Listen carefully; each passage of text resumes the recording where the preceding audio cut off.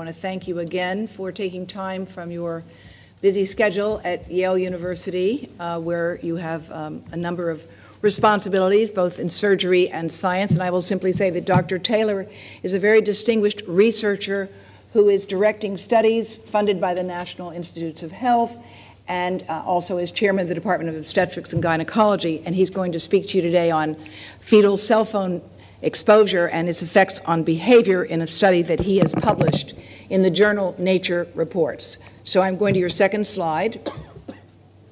Okay.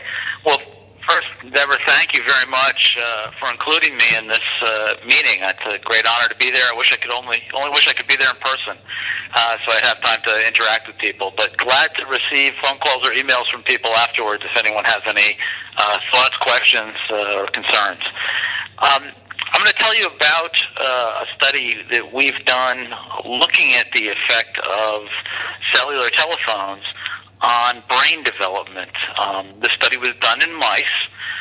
The title of the study is on the slide there, Fetal Radio Frequency Radiation Exposure from 800 to 1900 megahertz rated cellular telephones affects neurodevelopment and behavior in mice. This is a pretty standard frequency for a cell phone. These are very basic standard phones that are the types that most of us tend to use. The important point of this study is we're looking at fetal exposure, development of the brain in the fetus. So we were exposing the pregnant moms to the cell phone radiation. If you flip the slide, I think it'll become clear on the next slide. We had cages set up that held the phone over the pregnant mothers for the duration of their pregnancy, so that the phone was on and the fetal mice, when their brains were still young and developing, were being exposed. We had 33 pregnant mice, now an average litter 8 to 12 in a mouse, so roughly say 10, so it's hundreds of mice that were exposed during pregnancy. From 33 pregnant moms, that's well over 300 mice that then could be tested to see what the effect of the cell phone radiation was on their developing brains. And importantly, we had a control group of pregnant mice where the cell phone was placed over the cage, was powered, but was not transmitting a call. So the control group were in the same type of cages, the same phone, the same battery apparatus, the same environment, with the single exception is that the phone was on in the radiation-exposed group and the phone was turned off in the non-exposed control group. If you go to the next slide, this shows a pregnant mouse, and I want to stress that we studied the fetus because babies are much more sensitive in general to all sorts of environmental exposures. The baby, as the baby develops, the fetus is much more vulnerable. Tissues are forming, they're organizing, new cells are being born, new organs are being created. And how they're structured and put together, how they're assembled, often is set that way then for life. So any change that happens during fetal development is something that's not temporary. It's something that that baby will then carry for the rest of life. And we know from so many other exposures that the fetus is particularly sensitive. So a developing baby exposed to chemicals that may not even hurt a mother can cause horrific birth defects, developmental problems when the baby's exposed. So this is an understudied area, but a particularly important area since it is one of the most vulnerable points in our lives. If you go to the next slide, I'll give you a little more detail on the study design. Again, we muted and silenced these phones. They're the 800 to 1900 megahertz cellular phones with a specific absorption rate. And that's the rate of radiation that's given out and absorbed in tissues. And this is a very standard rate. These are very widely available phones used at the time. We used the phones rather than some sort of radiation source so that we could really mimic as closely as possible real-life exposure. These were, again, very standard phones that many of our colleagues were using every day. We muted and silenced the phone so that the noise wouldn't be, the noise from the phone or the phone conversation wouldn't be a confounder, that a lot of noise and static even or conversation in the background could put some stress on the mice. So we wanted the phones to be silent so that it would really just be a measure of the effect of the radiation given off by the phone, and the mice had no way of being affected or couldn't even tell if they were beneath a cell phone that was turned on or not. It really was, the only difference really was the radiation that was being emitted from the phone. And the phones were placed over each cage, right next to their feeding bottle, and the mice were free to move about the cage. Now, just based on the size of the cage, the phone was in a central spot. If they were far away from the phone, they'd be about 22 centimeters. If they were right under the phone, right above them, it's about 4 centimeters, so a couple of inches. They're fairly close to these phones, but they were free to move about the cage, and in reality, the average was probably somewhere between these two numbers, depending. They'd spend some time in the middle of the cage, some time running around the sides of the cage, but the distance is probably somewhere around 10 centimeters on average. Fairly close. And then we exposed the fetuses as mice. The mother, again, had this cell phone over the cage while she was pregnant. And we didn't test the mother. We waited till after the babies were born and then tested them as adults. So the cell phone exposure was only while they were in the mother, only as a fetus. There was no longer any cell phone exposure after the mice were born. So we really just isolated the effect of fetal cell phone exposure. If you go to the next slide, these are some of our results shown here. And there are various tests you can do in mice that are very standardized, that have been well validated, that you use to determine how mouse behaves. So we looked at mouse behavior using various tests. And what this shows is that there's a striking difference between the mice that were exposed to cell phones when they were pregnant. Now, these mice are now, the graphs on the left show how many weeks old they are. Now, a mouse only lives about a year and a half, so when you get out to about a half year, as some of our studies did approach that, these are clearly adult, young adult mice. These are not mice being tested in childhood. These are mice that were exposed when their mother was pregnant, not exposed any further as a child, and then being tested as they reached adulthood. You can see the open circles are the mice that had the cell phone exposure. On the left, you can see their memory was decreased at each time point. They were more hyperactive. They were jumping around the cage. And they were less anxious. They weren't upset by this. They were very active, but they were relaxed and calm, and no difference in the amount of fear they experienced either. The summaries are shown on the right, where the black bar indicates the exposed animals, whereas the control group that had the inactive cell phone is shown in the white bars. And again, you can see there's a slight decrease in memory, a considerable increase in their hyperactivity, and they're less anxious. So they were bouncing off the walls and didn't have a care in the world. Very inattentive, jumping around, and didn't seem to be upset at all by this. Very different and striking behavior, and again, the only difference was whether they had the cell phone turned on over them while they were still inside their mother. If you go to the next slide, we tried to think about what this might most closely resemble in people. These are mice, after all, but certain of these behaviors do resemble ADHD, or attention deficit hyperactivity disorder, sometimes just called attention deficit disorder. Kids with attention deficit disorder are hyperactive. They have difficulty paying attention, and they tend to act impulsively. That's exactly what our mice were doing. They didn't remember objects they were exposed to. That's essentially the same as not paying attention. They didn't take the time to learn the objects. They were more hyperactive, again, much more motion around the cage, and again, weren't concerned by it. They seemed to feel quite at home acting hyperactive and not paying attention, as well as the other mice that weren't exposed. If you go to the next slide, ADHD is a very common and growing concern. Begins in childhood, or at least that we can notice it in childhood. I think our study might suggest that maybe some of the roots of it begin prior to childhood in the fetus. It affects about 2 million children in the U.S. A little more common in boys than girls. However, it just may be a diagnostic bias. It may be more readily detected in boys.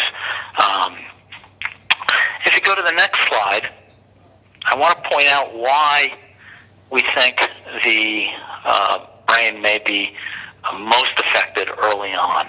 The brain starts out as a very, very small organ. The connections, nerves have to connect to one another. Their electrical activity from one nerve passed on to the next. These nerves have to connect to one another. Could the electrical interference from radiation from a cell phone be interfering with their ability to make those connections, to move and migrate through the brain? Potentially. The other thing I'd like to point out is that the very early brain doesn't have a skull covering it. The skull is still forming. So that bony shield against radiation exposure that we have in adulthood is missing. So the brain's smaller, more exposed, and so plastic, so changing, so rapidly changing at this point in life, that any small perturbation that makes it grow differently is then incorporated into how that brain develops and changes that brain permanently so that it will now be structured differently in adult life. If you go to the next slide, on some of our mice, we actually looked at the brains themselves and the electrical activity in the brain to see if we could determine whether there were actual changes in the nerve cells in the brain that resulted in these different behaviors. And sure enough, that's what we found. We looked at what's called mini excitatory postsynaptic currents. These are the electrical currents that nerves use to communicate with one another. And the top half looks at an area called the prefrontal cortex that is important for controlling these type of behaviors that we showed in the previous slide. You can see that the frequency of these little electrical currents was decreased in this part of the brain. And the graph on the right is showing that there were more of them at the lower amplitudes. So there were fewer, and they were lower amplitude in general. We see the same, but not quite as intense in other areas of the brain. The bottom half of that graph looks at another portion of the brain to show that there are effects there. But the most striking effect was in that prefrontal cortex, which is an area of the brain responsible for some of the types of behaviors that I showed you earlier. So not only were the mice behaving differently, but we could show that their brains were wired differently, that their electrical activity was different, that the individual nerve cells within the brain were programmed to behave differently. That energy exposure, that radiation exposure early on when the brain was developing led to permanent changes in electrical activity of the brain as adults. If you go to the next slide, you can see that the changes in these electrical currents correlated or were proportional to the amount of time the mice were exposed to the phone. We had other groups of mice where we exposed less than 24 hours a day. The original group that I showed you, all the exposures were the phone was just left on throughout the entire pregnancy, 24/7. As we backed off on the exposure, you can see that the proportional change in electrical activity was correlated very nicely with the exposure time to the cell phone. So less time on the cell phone, less damage to the brain, less alteration in the programming of the brain. That demonstrates that it really is the radiation that's doing this, that it is proportional to the dose of radiation. But it also gives us some hope that we can have an influence over this, that we can, by decreasing exposure time, have less of an impact on brain development. If you go to the next slide, it's entitled Human Implications. We see that, of course, mice and humans aren't the same. And could there be a different effect in the mouse? I always like to be cautious that if there's a possibility of an effect, why not be a little more cautious? Mothers often will hold a cell phone on their abdomen, will keep it in that handbag there next to the pregnant belly, or clip it on a belt at their side or in a pocket. Holding that active cell phone right next to the fetus is probably exactly the wrong place to hold the cell phone if you are a pregnant woman. But the human brain develops much in the same way as the mouse brain, and those exposures could be significant. Again, mice aren't humans. Humans have a thicker skull. There's a more amniotic fluid, a larger abdomen. The distances are quite different. Could this be true in humans? Well, if you go to the next slide, I want to point out a study published several years ago. It was a human study. It's an epidemiologic study. And this is entitled Prenatal and Postnatal Exposure to Cell Phone Use and Behavioral Problems in Children. And this group did a survey and asked mothers how much time they spent on the phone when they were pregnant, and how much time children spent on the phones. And what they found was exposure to cell phones, especially during pregnancy, although to a lesser degree after they were born, but especially during pregnancy, was associated with behavioral problems in children, including emotional problems and hyperactivity around the age of school entry, exactly like what we were finding in the mice. They concluded if these associations are real, it'd be a major public health concern given the widespread use of this technology. Now, in this study, of course, you can't prove its cause and effect in a study like this where you conduct a survey. Critics would have argued at that time, well, of course, if the mother's spending all her time on the phone and neglecting her children, of course they're going to have behavioral problems. It's not the phones themselves. But I think when we combine this study with the one we've done in mice, that shows that there really is a direct effect on brain behavior in mice. It's clearly cause and effect.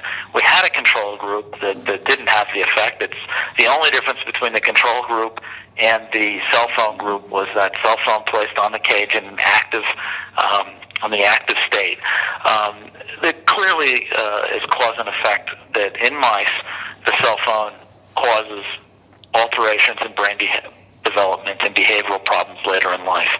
When you combine that with a study that correlates that in humans, that's fairly powerful. That says, yes, those correlations that they found most likely are a direct result of the cell phones. The cell phones can indeed do that. We've shown it in our mouse model that it truly is cause and effect. And these associations probably are causally linked. They're not just a coincidence or a secondary effect due to some commentary on their parenting skills. It really can be that the direct exposure to the cell phones caused the effect. You combine a great human epidemiologic study like this with a sound mouse study, you've got very compelling evidence that this is true and real and affects people. So together, I think, is really the strength of looking at studies such as these in total rather than individually. If you go to the next slide, this shows how the radiation is absorbed. If you can see that radiation starts from the phone. The radiation comes from the phone and is directly absorbed into the head. That could easily be a pregnant woman, as is shown on the right, holding that phone right over her baby. But the radiation is greatest near the phone and dissipates quickly as that radiation is spread throughout the outside world, and eventually some of it reaches the cell phone station. But the cell phone is giving off a considerable amount of energy, and when held close to your body, that radiation can be quite intense in the area near the cell phone. And again, best not to do it near the baby. If you go to the next slide, you can see that we're advising women not to use cell phones near their abdomen and not to use them for extended periods of time. Pregnant women often will ask me, should I not talk on the cell phone when I'm pregnant? And I say, well, if you're moving it away from your baby, if you keep it clipped in your belt loop or near your abdomen and you move it up to your head, you're probably actually doing a good thing for your baby. But I think we should be advising mothers that they shouldn't use their cell phones near their abdomens, that they certainly should limit the use of cell phones, not have them so close to them. We've heard reports of women sleeping with the cell phone under their pillow or on their nightstand. Just put it to the other side of the room. Or if you're pregnant, certainly don't clip it to your belt or hold it in a bag at your abdomen. If you're at work, move it across the room to your other side of your desk or to another table somewhere else in the room. I think the broader issue here I have in one of my slides is that in utero exposures from the environment really do have a tremendous effect on the health of the next generation. We learned that, unfortunately, with diethylstilbestrol. For those of you who aren't familiar with it, this is an estrogen given to pregnant women in the 1940s and 50s. The risks to the baby weren't identified until the early 1970s. There was no known risk when women took this in pregnancy. The babies didn't have gross birth defects. It wasn't until they were in their 20s that we started to find that they had vaginal cancers, and it wasn't until they were in their 20s and 30s that we started to find out that they couldn't get pregnant or had difficulties in their pregnancy. There's so many things that are unrecognized that can have a tremendous effect when the fetus is exposed that may not be apparent right away. The next slide after that again shows the classic tip of the iceberg. That what we see in gross birth defects, which is usually what we're looking for, really is just the tip of the iceberg. There's so many areas now that we know can affect fetal development, and we have to be much more conscious about these type of more subtle effects. And now I have the pediatric slide, the AAP. The AAP, yeah, the American Academy of Pediatrics, just last year came out with a statement that says that we should adopt radiation standards that really protect children's health and from environmental exposures, including cell phone radiation. And I say that, again, fetus is probably more sensitive to children. Children are generally more sensitive than adults. And are disproportionately impacted, but the fetus is even more disproportionately impacted. And we should think about creating standards that address the unique vulnerability that pregnant women and children have. Perhaps we can think about more a higher level of caution in those most vulnerable to be safe. Right. And I'm going to just switch to the slide at the very end about how to protect your family, which can be found on our website and has been distributed under Dr. Taylor's leadership. A lot of places are giving simple advice about how to protect yourself that you can see here, and we're not going to bother to read it to you, but I would encourage you to go to our website to download this and to share it. This is the same thing that was available in Turkish as well. I have one question for you that has come up, and since I know you're not going to be able to answer others, I wanted, the question is, did the mice in any way avoid the phone? Did they like the phone? Did they sense any danger? How did they react when they had the mice that had the real phone as opposed to those that had the sham phone? Not at all. They didn't. Again, both of them had the phone on top of the cage. This is an area where we usually put their feed containers. They're used to something dark being there. They didn't seem to recognize it at all. They didn't know that there was anything different about their caging. I thought one of your technicians might have mentioned they liked hanging out around it, that they sort of, or I don't remember. Well, it's in the center of the cage near the food, so they they like hanging around it more. I think not because they like the phone, but because they like that the food was there. Right. Well, I've just switched to your cartoon if you want to make some final remarks on that, and then we're going to break in a moment. Yeah, no, I think the cartoon is just illustrating. You know, we know there are a lot of things that are out there in the environment. Sometimes we get overwhelmed by the number of things that we're told are concerning and harmful. And I think we need to do a lot more research to determine what really is harmful, how we can mitigate those risks, what are the most harmful, and what types of things we can adjust, for example, with cell phones by limiting our exposure, moving them away. We don't have to live in a non-cell phone world, but we can do a lot of things that can really help us. We have to distinguish what's minimally dangerous and how we can fix it, and from those things that are really horribly dangerous, that there really isn't a way to correct that. And more research needs to be done. This is just the very beginning of a story understanding how what happens in the womb doesn't stay in the womb. It's not Vegas. What happens in the womb will carry with us for the rest of our lives. And we have to make sure we protect the next generation. Right. And I want to thank you all for your willingness to take time from your very busy schedule. I'm personally grateful, and I want to say Frank Clegg is here with us, the former president of Microsoft Canada, with whom you and I had dinner a few months ago. Yeah. And I think one of the issues that we can discuss is that cell phones can be designed to be safer. And we think that there are some very simple things that the industry can do, and in fact they are doing, and after our lunch break we'll talk about some of that. So thank you again. I'm going to say goodbye now, and we'll thank you. Thank you. Bye-bye.